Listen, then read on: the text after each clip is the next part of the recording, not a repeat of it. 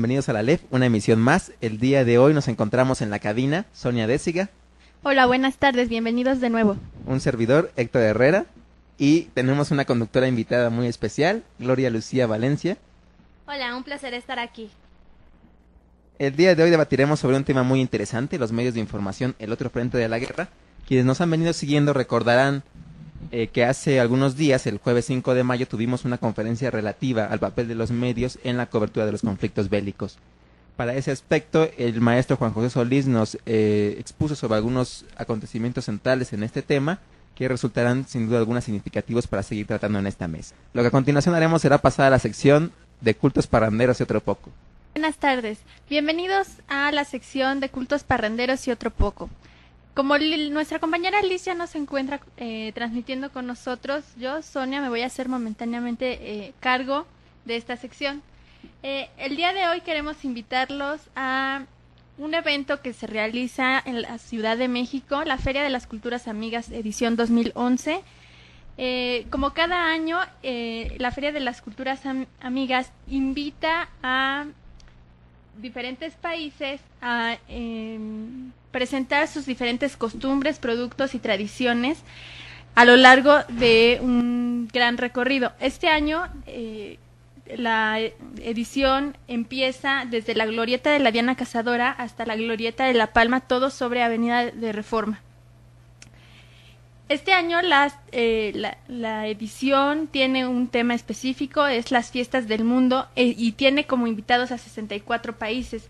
Los invitamos entonces del 14 al 29 de mayo a que asistan a Reforma para que puedan apreciar este festival. Bienvenidos una vez más a la LEF. El día de hoy, como ya les había comentado al principio, discutiremos sobre el tema de los medios de información en otro frente de la guerra. Para eso quisiera yo poner la primera idea sobre la mesa. ¿Qué opinan ustedes sobre la cobertura que los medios de información están dando a los conflictos bélicos y muy en específico a los últimos conflictos que hemos visto en la televisión? Irak, Afganistán y recientemente lo de Libia, que si bien no es una guerra como tal, sí tiene características de conflicto bélico. Yo creo que los medios de comunicación tienen mucha relevancia en cuanto a la transmisión de información respecto a los conflictos bélicos, ¿no? Vimos cuando la guerra de Irak, que los medios de comunicación masivas, sobre todo radio, televisión, tenían una postura fija sobre lo que tenía que acontecer, y sobre esa postura era que se daba la información que se transmitía a la población, ¿no? Pero también a mí me gustaría poner énfasis a los nuevos medios de comunicación, ¿no? El Internet, la importancia que ha tenido sobre todo en estos conflictos, ¿no? Ya que ahí no solo las grandes empresas que reparten la información en el mundo, como es CNN, como es EFE, como es Reuters, no nada más ellos transmiten la información, ¿no? Sino que también el público transmite sus opiniones o sus vivencias, ¿no? Personas que están a lo mejor atravesando los conflictos suben a Internet cuál es su percepción de ese conflicto, y entonces los que estamos al otro lado del mundo nos podemos enterar qué es lo que realmente está pasando, ¿no? Creo que en esta era de la información verdaderamente las personas ya tenemos más opciones para tener una postura respecto a los diferentes conflictos que se realizan en todo el mundo. Claro, además este movimiento, todos los medios de información, tanto radio y televisión, han sido un gran negocio toda la vida. Ellos viven de estos aconteceres, sobre todo la guerra ha sido muestras en las que ellos ganan millones con la muerte de muchos. Incluso pues hay premios, los premios para las fotografías más escandalosas o que retratan mejor la vivencia de la guerra son muestras de este gran negocio que ha sido los medios de información o de comunicación, tomando en cuenta esta perspectiva bélica. Y pues lo que decía Sonia de las fuentes de información en Internet, pues nos abren un poco más el panorama de lo limitado que estaba anteriormente solamente con radio y televisión. Ahora podemos entrar a Internet y encontrar otras opiniones, unas que si bien son controladas a veces por el gobierno, por algunas instituciones, podemos encontrar opiniones variadas de las que uno mismo se puede hacer su opinión, ¿no? Coincido totalmente con ustedes. Creo que la guerra, para muchos medios de comunicación, ha sido vista como un negocio, ¿no? Finalmente, las noticias son también una fuente de ingresos para importantes empresas. Digo, muchas de las grandes empresas que aparecen en la revista Fortune y demás listas de grandes negocios en el mundo ilustran cómo los corporativos mediáticos tienen una gran influencia y también grandes réditos económicos a través de la cobertura de conflictos bélicos. Incluso me resultaba un poco curioso leer alguna vez una nota de cómo los periodistas hoy en día reciben entrenamiento para ir a los campos de conflicto bélico. Parecerá un chiste, pero en la práctica, ir a una guerra, pues obviamente no es lo mismo que cubrir cualquier otra noticia. Y hay cursos que incluso vendía la propia DEA y la propia CIA y el FBI a periodistas estadounidenses para prepararse en el campo de batalla. Incluso hacían mofa de eso y decían, es que hay algunos periodistas muy gorditos que no pueden pasar el ejercicio, ¿no? Y bien serán dinamitados en la primera prueba y probablemente muera antes el camarógrafo que cualquier otro soldado del propio batallón. Entonces, este nuevo ejército, este ejército mediático, este ejército de los periodistas, también representa un campo muy importante dentro del propio conflicto bélico, ¿no creen ustedes? Sí, ahorita que mencionaste eso, yo me acordé bastante. Me parece que fue en el primer ataque de Estados Unidos en Bagdad durante la guerra de Afganistán. Me parece que se les dio a los medios de comunicación de todo el mundo un lugar específico, un hotel donde debían de estar todos para que pudieran transmitir la información. Y yo recuerdo perfectamente que una cadena aquí en México transmitió en vivo cómo era, o sea, tú veías las imágenes de lo que estaba pasando en ese mismo momento, de cómo los misiles estaban cayendo, y el propio reportero hasta estaba llorando porque sentía que en cualquier momento les podían disparar a ellos, ¿no? Entonces, eso me hace pensar dos cosas. La primera, la crueldad con la que los medios utilizan el sufrimiento ajeno para transmitir, ¿no? O sea, que tú puedas ver en vivo como si estuvieras viendo cualquier película o cualquier programa de televisión, ¿no? Cuando la verdad es que están muriendo personas mientras tú estás prácticamente con tus palomitas en tu casa, en tu tele, viendo cómo se están muriendo. Y otra, que los periodistas ya también tienen esa como sangre fría de andar viendo el conflicto, transmitírtelo sin sentir nada, llegar a tu país y que te reconozcan aparte como el gran periodista que lo hiciste. Entonces también, yo sé que ser reportero de guerra es algo muy difícil, ¿no? Porque no cualquiera tiene el valor de ir y verlo y reportarlo. Pero aún así creo que los medios ya están sobrepasando todo eso y actualmente ya nos enseñan una realidad más cruel, ¿no? Nos hacen a nosotros como espectadores también más crueles con respecto a los conflictos que están pasando. Incluso me viene a la memoria algún artículo que alguna vez leí sobre un comparativo que hacían de la guerra con los reality shows, ¿no? Cada vez se convierte como más costumbre de los medios de comunicación el pasar la guerra como si fuera un evento en vivo 24 horas, que de hecho es conocido como el efecto CNN, pasar la guerra en vivo, todo lo que está ocurriendo y casi ver quién duerme con quién, los soldados cómo están organizados, cómo fue el ataque, hasta con visión nocturna, tipo efectos de Televisa Deportes en los partidos de fútbol. Falta la cámara Phantom ahí en el último balazo que recibió un iraquí, que parecerá broma, pero en la práctica se vuelve casi un círculo pernicioso y una práctica un poco desnable, creo yo, porque ve a la guerra y la muerte de civiles como un aspecto casi de entretenimiento o de televisión comercial, como si fuera parte de un programa de televisión, ¿no? Una serie de televisión. Incluso hasta hoy en día las series de televisión sobre conflictos bélicos son muy importantes. Ahora, también me gustaría comentar que también hay que hacer una diferencia, ¿no? Los nuevos medios de comunicación y los tradicionales medios de comunicación, ¿no? Porque hablamos en general medios de información como siempre, si siempre fueran los mismos, ¿no? La televisión más que nada porque es la que tiene más impacto, pero también hay que darle prioridad, por ejemplo, a los periódicos, ¿no? Que también tienen como, a lo mejor no reflejan tan cruelmente lo que es la guerra, y desde mi punto de vista sería como los medios a los que más podríamos confiarles la guerra, ¿no? Porque hay diferentes periódicos con diferentes tendencias y entonces tú ya puedes ir seleccionando la información. Y que históricamente, ¿no?, han sido los que han dado más cobertura, ¿no? Uh-huh. Digo, los periódicos fueron casi los primeros medios que daban cuenta de las propias guerras. Sí. Sin embargo, los nuevos medios de comunicación o la transformación que han tenido los medios de comunicación en nuestros días ha sido impactante, ¿no? Porque antes, por ejemplo, cuando recién empezaba la televisión, pues los medios también tenían como cierta ética, ¿no? De no pasar ciertas imágenes o de no tener tanto una postura, ¿no? Y actualmente ya ha cambiado todo. Tal vez porque mediáticamente o económicamente es más redituable para los medios pasar cierta información o cierta parte de la información de los conflictos que en sí la esencia de lo que es el conflicto, ¿no?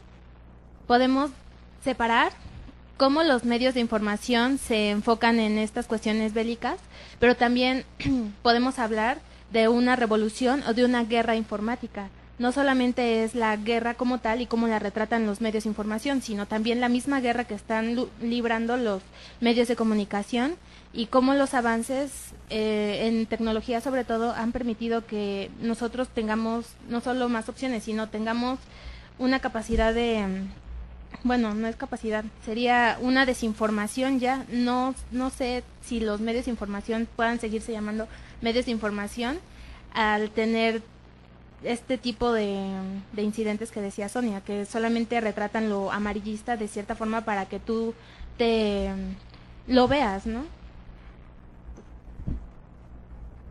Y los grandes magnates de los corporativos mediáticos también juegan un papel muy importante, porque son no solo ellos y sus intereses empresariales, sino también sus propios intereses personales. Y me salta a la mente el caso que les comentaba durante la conferencia pasada, el de William Randolph Hearst, la historia de este magnate estadounidense que a finales del siglo XIX fue capaz incluso de movilizar a la opinión pública estadounidense para obtener su apoyo para la guerra hispano-estadounidense de 1898. Incluso hay la anécdota que les comentaba cuando envía a un periodista para las revueltas en Cuba, y el periodista le dice, ¿sabe qué, Randolph? Me regreso a los Estados Unidos porque aquí es muy aburrido y son unas cuantas notas de revueltas que la verdad no van a despertar interés. Y dice, no, tú aguántame, suministra imágenes que yo te suministraré la guerra. Y a los pocos meses Estados Unidos le declara la guerra a Cuba oficialmente, digo a España en este caso, de manera oficial. ¿Y por qué lo hace? Porque William Randolph Hearst, a través de su imperio mediático, comienza una campaña en contra de los propios españoles y incentivando a la población estadounidense a actuar en contra del gobierno, o a presionar al gobierno, mejor dicho, para que declarara la guerra. Y en ese entonces el presidente William McKinley era un presidente relativamente débil, pues se ve amenazado por la opinión pública y decide colaborar, además de la presión de su propio secretario adjunto de Marina, que en ese entonces era Theodore Roosevelt, que además a la postre sería presidente de Estados Unidos. Mantendría este contubernio entre los medios de comunicación y el gobierno, que hasta la fecha creo sigue existiendo en muchos países. La vinculación entre los gobiernos, los medios de comunicación, los grandes empresarios que encuentran en sus intereses como este campo nuevo para explorar y seguir invirtiendo de alguna forma, por así decirlo, en este negocio. O sea, al final de cuentas, todos los empresarios que tienen a su cargo los medios de información siempre van a estar ligados con alguna postura política, ¿no? Entonces, cuando por ejemplo, un presidente quiera dar cierta información, va a llamar a los principales medios y les va a decir qué tipo de información es la que se tiene que dar. Y a mí me llega a la mente, por ejemplo, cuando fueron los atentados en Madrid, en marzo, el 11 de marzo. El 11 de marzo, en las cadenas españolas no se veía otra cosa más que imágenes de los trenes todos chocados, ¿no? Incluso yo llegué a ver por televisión española una imagen de una señora muerta tirada ahí llena de sangre. O sea, ese tipo de imágenes que hacen pensar a la población que su gobierno va a hacer bien si ataca al otro país o a su enemigo, al que le hizo algo malo, ¿no? Y que en este caso fue contraproducente para el gobierno de Aznar, porque la oposición lo ocupó en contra del gobierno de José María Aznar. Porque no supieron precisamente mediáticamente tratarlo bien, el asunto político, ¿no? O ahí se le vino en contra a su propia campaña mediática a Aznar, ¿no? Porque recordaremos que Aznar hizo toda una campaña para involucrar a España en la guerra contra Irak, en la invasión hacia Irak, y después esta campaña se le revierte cuando las consecuencias del terrorismo internacional impactan en España. Entonces se dice, bueno, que España haya actuado en la guerra de Irak, pues no fue tan conveniente como lo había vendido Aznar, y ahora la oposición lo ocuparía para justificar cómo la política de Aznar en materia internacional era obsoleta. Hay un tema que me gusta mucho que es del efecto CNN al efecto YouTube, y que está además de moda en varios artículos. El efecto CNN, como se los describí en un principio, ocurre en 1991, cuando la compañía CNN decide transmitir la guerra en vivo y a todo color, la invasión estadounidense a Irak, la llamada Tormenta del Desierto, que fue una operación para que Estados Unidos invadiera Irak. Durante esta operación se televisa en vivo a millones de hogares en los Estados Unidos que ven la guerra, como comentábamos hace rato, como un reality show. CNN se recupera increíblemente, incluso se decía que tenía problemas económicos, pero después de la guerra CNN vuelve a ser un gran emporio de los medios de comunicación y además pone en la agenda un nuevo tema, que es el impacto de los medios al televisar los conflictos bélicos. Y hoy en día hablan algunos autores sobre el efecto YouTube, es decir, esta otra parte de cómo se televisan los conflictos, y televisan lo pongo entre comillas, porque son videos que se ponen en internet, una especie de televisión cibernética o de videos que impactan y nos muestran tanto la primera faceta de la guerra, como nos mostraba el efecto CNN, así como una nueva faceta, que son esos pequeños hechos aislados que antes no teníamos posibilidad de ver en los grandes corporativos mediáticos, pero que hoy en día en voz de personas torturadas, en voz de víctimas, en voz de sociedad civil están llegando a los medios de comunicación y nos dan como la otra faceta. Incluso creo yo que ahí hay como una especie de periodismo ciudadano. Ahora cualquiera, o no cualquiera, pero al menos una gran mayoría tiene acceso a medios de información de manera indirecta, quizá puede subir un video, puede tener a través de su celular como un periodista en potencia en todos nosotros, ¿no? Y parecería broma porque ninguno de nosotros tiene una formación de periodistas, pero ahí estamos documentando todo, hasta le tomamos fotos al perro en el metro y a el último atentado que vemos ahí que nos parece indignante, y todo lo que ocurre hasta nuestro alrededor, por muy pequeño que sea el hecho, ya queda documentado en YouTube o en Facebook o en las redes sociales, ¿no? Es como la otra faceta. Incluso hay una historia relativa a esto, es un cuento que aquí no quiero ser el abuelito de los cuentos y sentarme a contar la historia, pero lo haré solo por esta ocasión. Es un pequeño cuento sobre Buda, que me gustó mucho alguna vez cuando lo leí. El cuento dice más o menos así: Buda salió de la ciudad de Zarabasti, que era un desierto, y comienza a cruzar toda la llanura. Entonces Buda va caminando por el desierto, cuando el sol lo debilita tanto que él empieza a orar para que los dioses lo ayuden. Entonces los dioses que se apiadan de Buda deciden enviarle un paraguas. Como no saben exactamente dónde va a caer el paraguas, deciden lanzar como millones de paraguas al desierto para que Buda pudiera tomar uno. Buda, que tenía miedo de desairar a los dioses por su ayuda, decide multiplicarse en millones de personas, y así los dioses desde el cielo podían ver a un Buda distinto llevar un paraguas cada uno. De esta forma quiero decir que esta omnipresencia, mejor dicho, de Buda también está presente de alguna forma en los nuevos medios de comunicación, porque ahora todos en potencia somos ciudadanos que pueden informar sobre diversos acontecimientos. Entonces está presente esta multiplicación de los periodistas que ya pueden estar en cualquier rincón y documentar noticias que de antaño no podíamos ni siquiera tener la menor idea que existían. Pero, ¿eso tú crees que es bueno, malo? Porque de cierta forma tú puedes documentar algo que te convenga, bueno, que le convenga a los intereses de cierta, bueno, no sé, puede ser político, puede ser empresario, quien sea, o puede ser bueno porque tú estás encontrando otros acontecimientos que estos mismos personajes ocultaban. O sea, ¿cómo se puede clasificar esto? Ya son medidas que no pueden ser reguladas, y por eso mismo el Internet necesita, según muchos especialistas, una legislación, porque no sabes si te están informando o desinformando, ¿no? Yo creo que buena parte de si está bien o si está mal depende mucho de la responsabilidad de los usuarios de Internet, ¿no? Porque como te puedes encontrar en YouTube el video de una noticia sobre un policía que estuvo tomando dentro de su patrulla, como te puedes encontrar verdaderamente información importante, ¿no? Algunos videos a lo mejor de alguna protesta que esté sucediendo en alguna parte del mundo, algo que realmente te dé pruebas a ti para generarte una opinión propia, ¿no? Entonces también los que navegamos en Internet tenemos también que discriminar qué información es buena y qué información es realmente inútil, ¿no?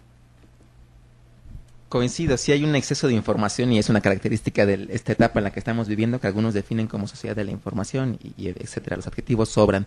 Pero sí hay un exceso de información que quizá en algunos aspectos no sea tan dañino como podemos suponer. Pongamos varios casos, ¿no? Haz de cuenta que el día de hoy tú te sientas, abres tu periódico y ves todas las noticias que tú quieras. No vas a leer todo el periódico, vas a leer únicamente las secciones que te importan, ¿no? Lo mismo creo que ocurre en el ciberespacio. Uno va no leyendo todo lo que hay en el ciberespacio porque sería imposible, pero va descartando y tomando en consideración algunos aspectos que podrían ser como un lado extra de la noticia, ¿no? ¿Qué es lo que yo quiero resaltar? Por ejemplo, a mí me gusta mucho un blog que sigo que habla sobre aspectos de Palestina. Cuando vemos el conflicto Israel-Palestina, generalmente siempre la opinión de los medios estadounidenses que dan cuenta de estos hechos, y de vez en cuando uno que otro israelí que también lo documenta. Pero la visión palestina queda olvidada por muchas cosas, porque quizá no tienen empresas mediáticas muy poderosas, porque son eclipsados por otras empresas más grandes estadounidenses e israelíes, o porque no tienen acceso a otros medios alternativos. Pero los poquitos que sí tienen acceso quizá al Internet han podido colocar en sus blogs o en YouTube videos que demuestran lo sanguinario que han podido ser algunos soldados israelíes y cómo cometen atropellos que no salen en las noticias de manera tradicional, pero que podemos ver a través de esta visión alternativa. Entonces, estos blogs, videos en YouTube y demás vínculos extras creo que sí han potenciado el descubrimiento de noticias que antiguamente no teníamos conocimiento. Creo que además esto nos lleva a otro tema, el de la credibilidad de los medios. Ahorita hablábamos que hay que discernir la información y que no vamos a leer todo ni a creerle a todos los medios ni todo lo que leamos. Pero también hay credibilidad de los medios y generalmente la gente confía más en los medios tradicionales, en los ya establecidos, por costumbre, quizá. Tú dile a una persona, ¿dónde lo viste en la tele? Ah, pues ya es verdad, ¿no? O sea, si mañana López Dóriga dice, para los que nos escuchan desde afuera, López Dóriga es un periodista mexicano.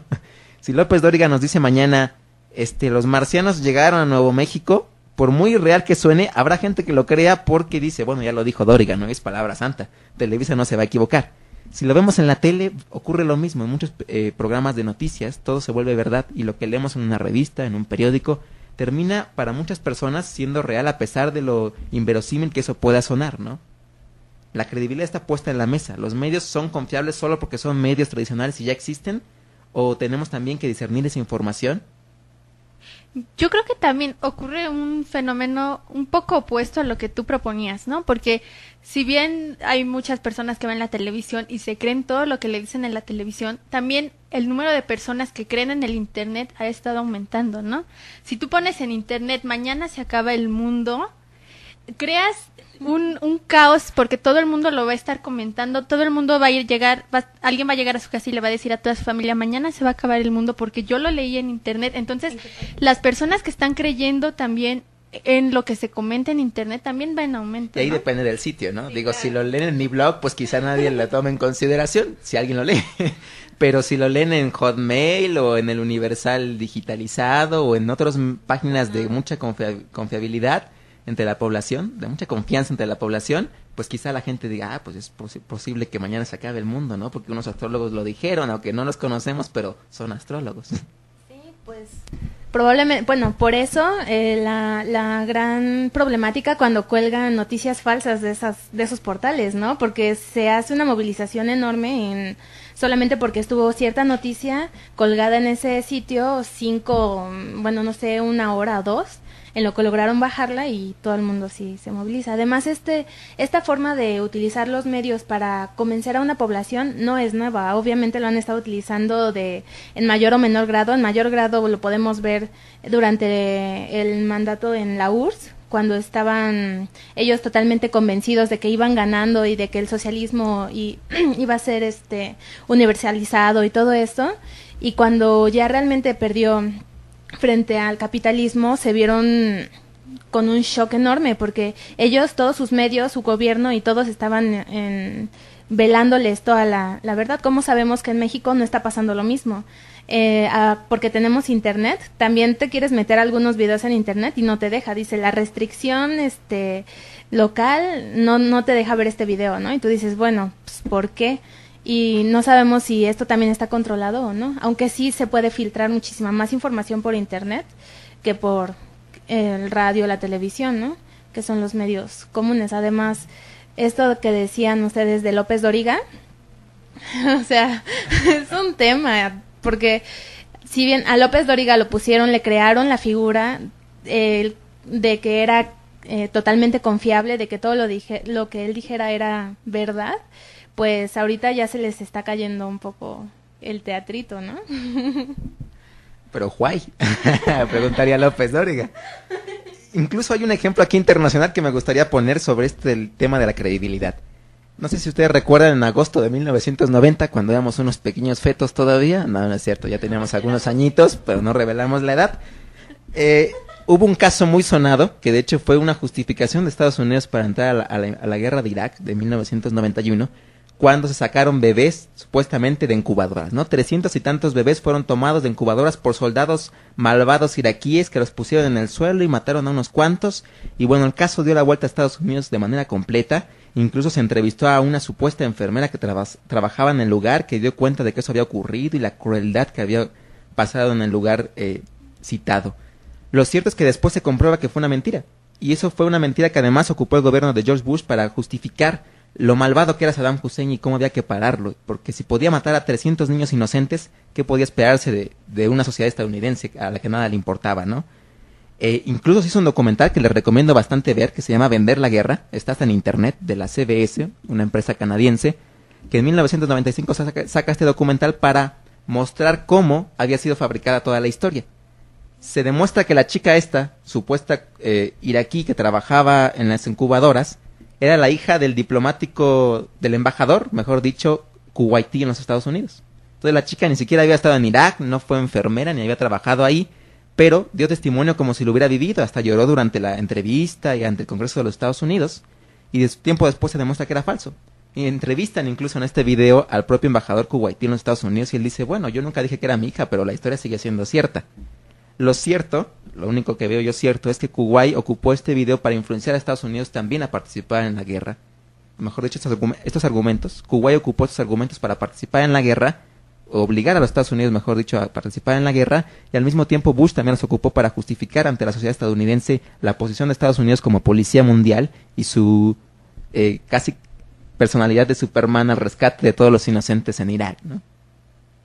La ética de los periodistas también sería un buen tema a debatir, porque mucho se ha cuestionado lo que los periodistas pueden o no informar, cómo lo pueden o no hacer, si deben o no poner la foto ahí del tipo acribillado en la plaza pública y hacerlo primera plana, porque vende finalmente la imagen, o no deben hacerlo. Incluso en los Estados Unidos se empezó a legislar este tema desde la Segunda Guerra Mundial, finales de la Segunda Guerra Mundial, con la famosa Comisión Hutchins del 47, en el que se plantea que los periodistas tenían que tener cierta ética y ciertos márgenes de publicación y ciertas notas que cubrir. Lo cierto es que no se cubre tanto esto en la realidad. Vemos que los periodistas en ocasiones, por vender la nota a sus propios medios o por ganar confianza, ponen la imagen para que sea contundente, ¿no? Este refrán mexicano de que una imagen vale más que 1000 palabras es muy cierta en los medios de comunicación. Entonces quizá yo ya no escribo una nota de 1000 caracteres en las que diga cómo mataron fulanito de tal durante la guerra a un civil, y mejor pongo la imagen del civil ahí acribillado y que la gente haga sus historias sobre quién lo pudo haber matado o qué pasó, y que cada quien especule, ¿no? Y que viene un poco incluso a impactarnos en México en días recientes con la cobertura del narcotráfico, que si bien no es un conflicto bélico, pues sí hay factores internacionales que influyen en el narcotráfico, e incluso va ligado a la ética periodista y a la credibilidad de los periodistas en la cobertura de los propios sucesos, ¿no?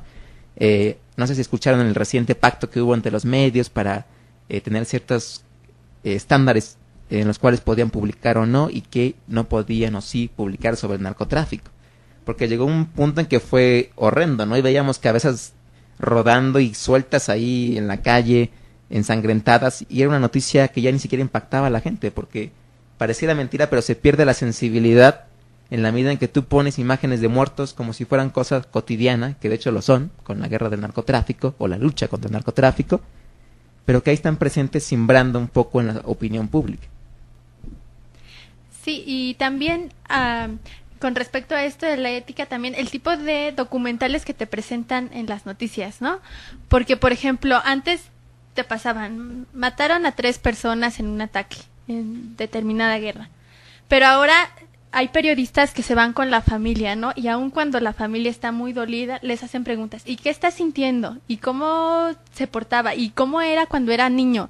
¿Y por qué cree que lo mataron? Entonces, ese tipo de información es, de verdad, reportajes que a uno como espectador no le interesan, porque lo que le interesa es saber cuál fue la noticia, nada más, ¿no? Pero ya se meten también sobre todo en televisión, es donde más yo lo he visto, que se meten más en cosas que no son información, que no sirven para nada, pero que sin embargo son las notas que ponen en horario estelar prácticamente, ¿no? En el caso de los periódicos, por ejemplo, hay diferentes periódicos, ¿no? Y hay muchos que sí son muy amarillistas y te ponen los cadáveres, ¿no? Entonces tú lo ves, ¿no?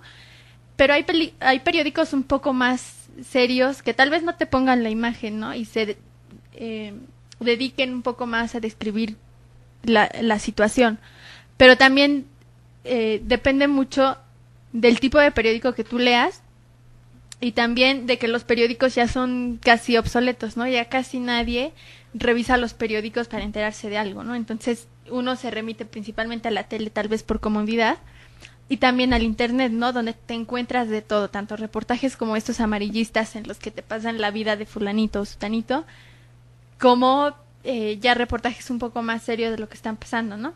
Y respecto al efecto YouTube, yo creo que la importancia que tiene actualmente el Internet es realmente grande para nosotros como usuarios, porque sí tienes acceso a muchísima información, ¿no? Que a lo mejor tú tienes que ser capaz de discriminar cuál es verdad, cuál es mentira, cuál es útil, cuál no.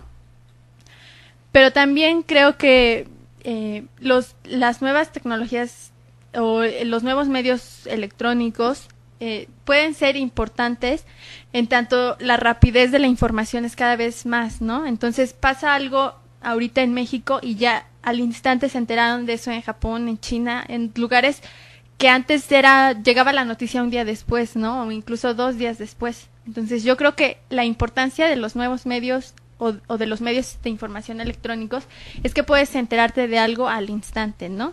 Ya queda de cada usuario saber qué información y cuál no. Claro, además también hay que tomar en consideración que no solamente está esta ética periodista de qué decir y qué no decir, qué fotografía poner, qué fotografía no poner, sino también de decir la verdad en cuanto a lo que está aconteciendo en un país, o de decir alguna, o de aumentar la importancia de alguna noticia irrelevante para velar otras más importantes, ¿no? Ahí vemos, por ejemplo, cuando juega algún partido de fútbol y los medios se van, no, pues en los deportes, ¿no? O en el amarillismo, hubo un atentado, bla bla bla, en lugar de decir las cosas como este político hizo tal cosa, o no sé, la situación económica en México está así, sino más bien también la ética de decir las cosas importantes que se tienen que decir y no darles tanta importancia a las que no son tanto, ¿no? Pero que se utilizan para velar varios acontecimientos. Incluso se convierten ya los noticieros en un tema tan subjetivo. Digo, uno entiende que haya programas de opinión política, pero no entiende que los noticieros sean también programas de opinión política en la que ahora ya los periodistas pueden expresar su opinión, hacerlo de cierto, matizarlo, mejor dicho, para que gire la noticia a cierto rubro. Y sumado a eso, al final los periodistas se reúnen y tienen círculos de debate político, ¿no? Y es muy común verlo hoy en México. Todos los periodistas ya tienen sus canales de análisis políticos, no solo su blog, sino incluso programas en específico donde analizan temas políticos. No sé si sean tan... Bueno, ¿quién les dio el título para hacer análisis político? No es algo complicado hacer análisis político como para que un periodista solo por tener la información pueda hacerlo. Y no estoy diciendo que sean inútiles o que no puedan hacer un análisis político. Finalmente, hoy en día, ante esta también omnipresencia de todos nosotros, todos hacemos análisis político hasta en el camión, ¿no? Pero no es lo mismo un análisis político que uno puede hacer en el camión conversando mientras llega a su parada que lo que puede hacer un líder de opinión, de estos llamados líderes de opinión, en un medio de información que llega a millones de hogares en toda la República Mexicana o en otras partes del mundo, ¿no? Y finalmente me gustaría poner otro tema que es el de la propaganda, que incluso Gloria esbozó al principio del programa, del debate. La propaganda, que es entendida como estas series de campañas para cambiar la opinión pública o para incentivar a la opinión pública e influir en sus valores, ha cobrado mucho valor en los conflictos bélicos, ¿no? Me viene el caso de George Creel, un asesor estadounidense del presidente Woodrow Wilson que trabajó para crear noticias, es decir, para convencer a la opinión pública de que era necesario ir a la Primera Guerra Mundial. Una opinión que además Woodrow Wilson tenía distinta al principio. Él estaba a favor de movimientos pacifistas y en contra de la guerra, e incluso diseñó su aparato mediático basado en esta idea, y que a mediados de su periodo pues decide cambiarla para involucrar a los Estados Unidos en la Primera Guerra Mundial, perdón.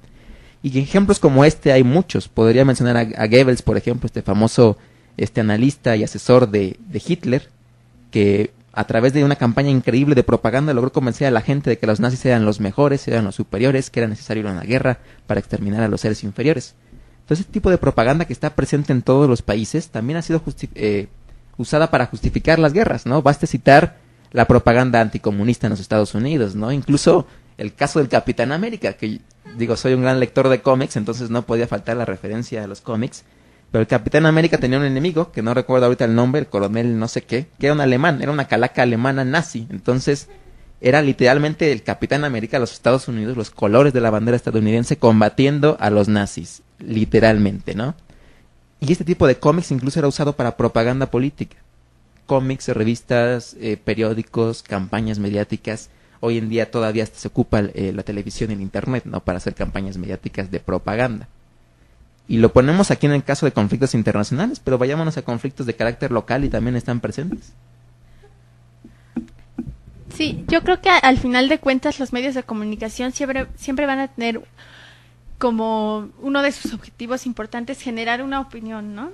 La llamada opinión pública, y siempre va a ir relacionada con determinados intereses. Entonces, lo que nos digan los medios de comunicación que se tenga que creer, entonces la mayoría de las personas lo va a creer al final de cuentas, ¿no? Lamentablemente vivimos en una sociedad en la que todavía no todas las personas tienen como la información o la capacidad de generarse una opinión crítica de todo lo que está pasando. Entonces, mucha de esa población se va a ir siempre con lo que le digan los demás que está pasando, ¿no? Tal vez no por falta de interés, sino por falta de información o falta de poder acercarse a los medios que le brindan una buena información, ¿no? Entonces siempre lo que diga el radio, lo que diga la televisión, los periódicos amarillistas o los periódicos que se lean, siempre va a ser la opinión que uno se va a generar, ¿no? Y en cuanto a la opinión de los conflictos bélicos, pues siempre la influencia va a ser directa, ¿no? Porque aunque tú puedas decir, no, la guerra es mala, la guerra está mal, la guerra no se debe de hacer, aunque tus principios y todos tus valores que siempre has tenido te digan, la guerra no es mala, la guerra es mala, aunque tú lo creas. Ya me convencí. No, para que vean que funciona la propaganda. Sí. No, aunque tú creas que eso está mal hecho, siempre lo que te digan los demás o que te digan es que mataron a 20 personas que tú no conocías, ya por eso tienes que hacer la guerra, entonces siempre lo vas a creer, ¿no? Lamentablemente la información que nos den los medios es lo que se tiene que creer como opinión pública general. Y puede ser tanto consciente como inconscientemente, ¿no? Como dice Sonia, la guía te van guiando para que tengas una opinión, no solamente los medios tradicionales, o sea, los noticieros, los periódicos, sino también el llamado soft power, con el que mediante los cómics que decía Héctor, te venden una idea, aunque tú no te des cuenta, te estás metiendo en eso, y también las películas, el instrumental del cine es muy poderoso, y las canciones, todo esto mueven a muchas personas y te venden la idea de que realmente está bien la guerra, o al contrario, también pueden ser utilizadas como una forma de protesta. Muchas canciones, en especial en Estados Unidos, los raperos lo utilizan como un medio de desahogo de los pues llamados, ¿cómo podrán ser? Crímenes que atentan contra ellos. Entonces son luchas que también se viven en esos medios, ¿no? El cine, la música, que el llamado soft power tiene sobre nosotros. Sí, qué bueno que mencionas las canciones, porque es mi tema, mi mero mole, y ha jugado un papel la música también importante, ¿no? Incluso durante el régimen nazi, recuerdo quién era, se me va el nombre del compositor. Strauss, este compositor, creo que austriaco, alemán, no estoy seguro. Strauss, por ejemplo, que había algún analista que decía, yo me quito el sombrero frente al Strauss músico y me lo pongo frente al Strauss político, porque él hacía canciones, o mejor dicho, música específica para los nazis. No es que el contenido fuera pro-nazi, pero él dedicaba sus conciertos a los nazis, ¿no? Están las clásicas canciones como la de Mambrucio fue a la guerra, qué dolor, qué pena, como las mujeres que se quedaban en su hogar y los niños cantaban a los hombres que se iban a la guerra, ¿no? La propia canción de Katyusha de rusa también ilustra un poco este sentido.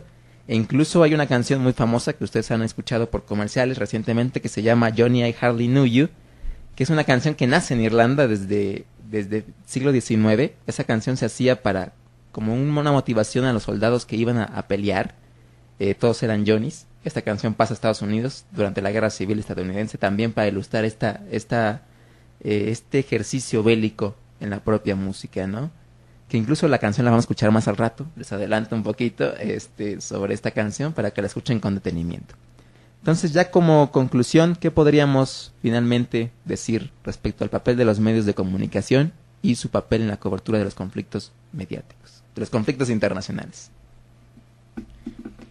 Yo concluiría con que Los medios de información son sin duda importantes en cuanto a la transmisión de lo que está sucediendo hacia la población, que no podemos ver el conflicto, ¿no? Entonces, por una parte, los medios tradicionales, el radio, la televisión, incluso los periódicos, nos llevan lo que nosotros no podemos ver, ¿no?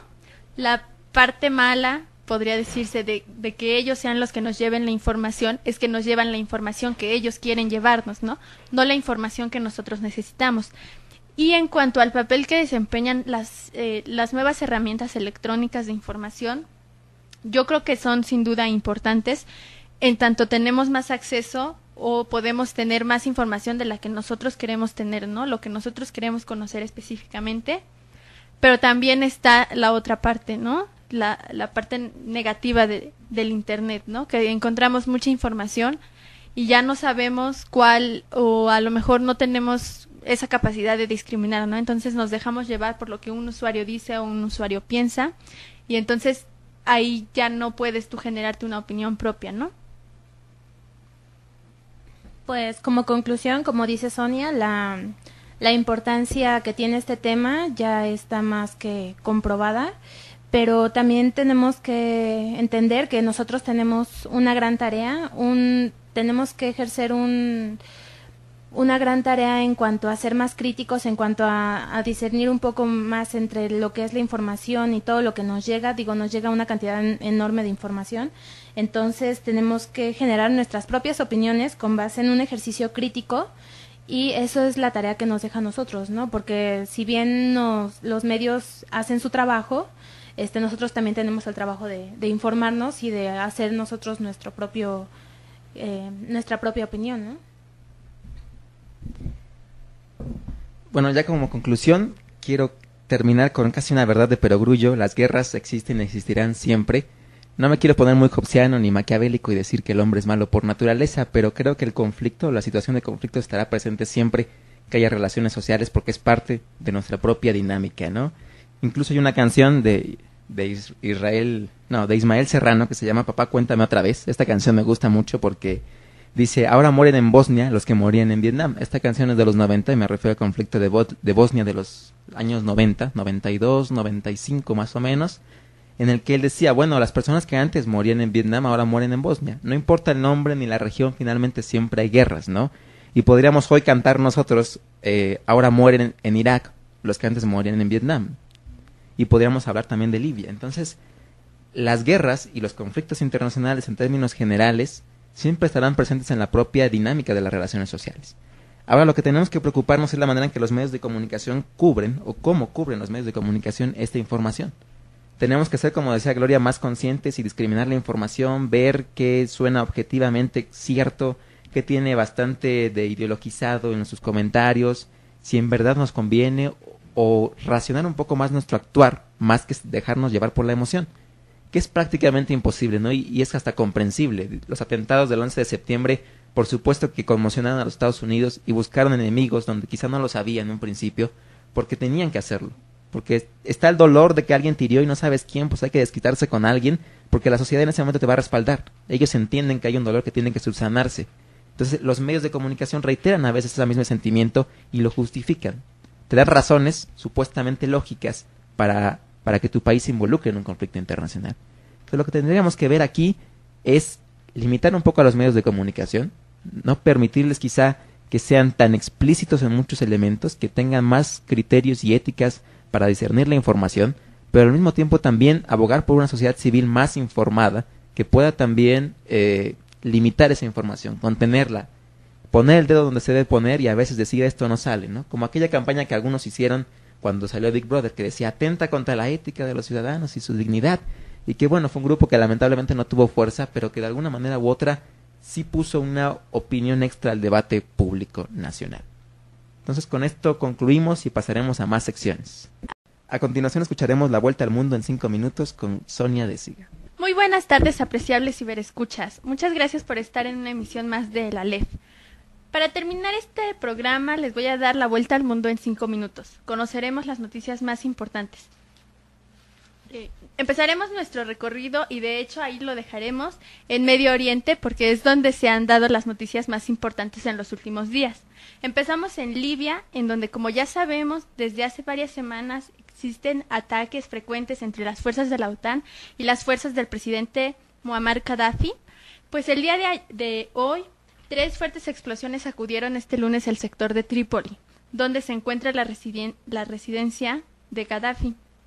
Sin duda creo que será interesante que le demos seguimiento a este conflicto por las repercusiones que pueda tener. También en Medio Oriente, pero ahora en Pakistán, 2 aviones teledirigidos por Estados Unidos bombardearon objetivos en zonas tribales de Waziristán del Norte, al noroeste de Pakistán. Mataron al menos a 7 militantes islamitas, y estos lugares tuvieron lugar en la localidad de Mir Ali, a unos 40 kilómetros del este de Miransá, bastión de los talibanes y de militantes asociados a Al-Qaeda. Creo que sin duda desde la muerte de Osama Bin Laden tenemos que prestar mucha atención a lo que pueda pasar con Al-Qaeda y cuáles podrían ser los próximos represalias que puedan tomar con Occidente. Pero también creo que tenemos que poner atención en la postura de Pakistán, no solo por la infiltración de Estados Unidos para matar al líder de Al-Qaeda, sino también con estos nuevos ataques que se dieron hoy mismo, ¿no? ¿Cuál es la postura de Pakistán con la incursión de Estados Unidos en la zona? Ahora, también en el lado de Medio Oriente, pero en Israel, el ejército israelí impidió hoy lunes la entrada en la Franja de Gaza de un barco con bandera moldava procedente de Egipto.